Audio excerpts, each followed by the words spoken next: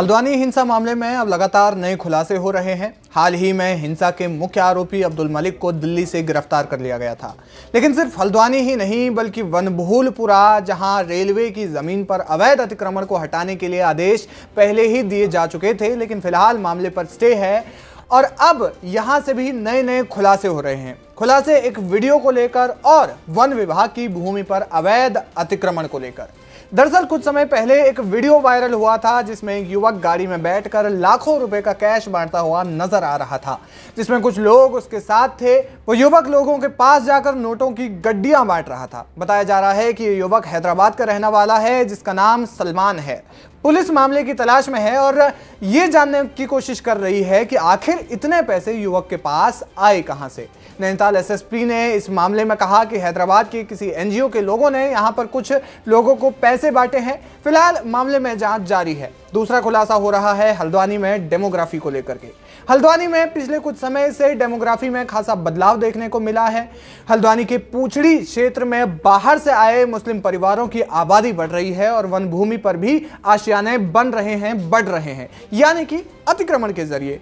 यहां तक कि वन विभाग का कहना है कि उनकी भूमि पर 1002 परिवार अतिक्रमण करके बैठे हैं। विभाग का कहना है कि 10-10 रुपए के स्टाम्प पेपर पर राजस्व से लगी वन विभाग की भूमि पर कब्जा हुआ है। हालात तो यहां तक पहुंच गए हैं कि राजस्व क्षेत्र में बसी फौजी कॉलोनी के कुछ हिस्से को अब रहमत नगर नाम दे दिया गया है, यानी इलाके में लोगों ने अतिक्रमण किया है और वहां बसे और फिर नाम भी बदल दिया। बताया जा रहा है कि करीब 800 बीघा पक्की राजस्व भूमि वाले इस इलाके में स्थानीय लोगों के साथ साथ बाहर के लोग आकर बसने लगे। धीरे धीरे आबादी का विस्तार हुआ और लोगों ने इससे सटे तराई पश्चिमी वन प्रभाग के वन क्षेत्र में भी कब्जा करना शुरू कर दिया।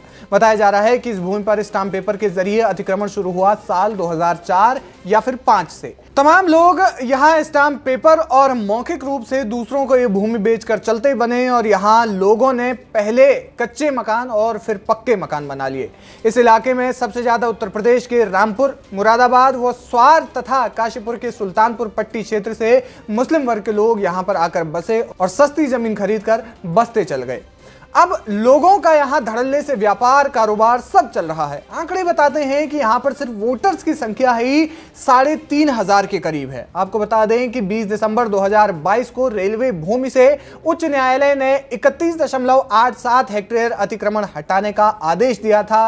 अब अगर ऐसे लोगों पर प्रशासन का डंडा चलता है तो हजारों लोग सड़क पर बैठकर अल्लाह की दुहाई देने लगते हैं। सरकारी जमीनों पर अवैध कब्जा करने के बाद सरकार को गाली देते हैं। फिलहाल इस मामले में हाईकोर्ट अब क्या फैसला देती है, हाईकोर्ट अब संज्ञान लेने के बाद इसमें क्या कुछ कहती है, यह देखना अहम है। लेकिन जिस प्रकार से देवभूमि में अतिक्रमण बढ़ते जा रहे हैं, क्या कुछ कहना चाहेंगे उस पर आप हमें कमेंट सेक्शन में जाकर जरूर बताएं। वीके न्यूज, राष्ट्र के नाम।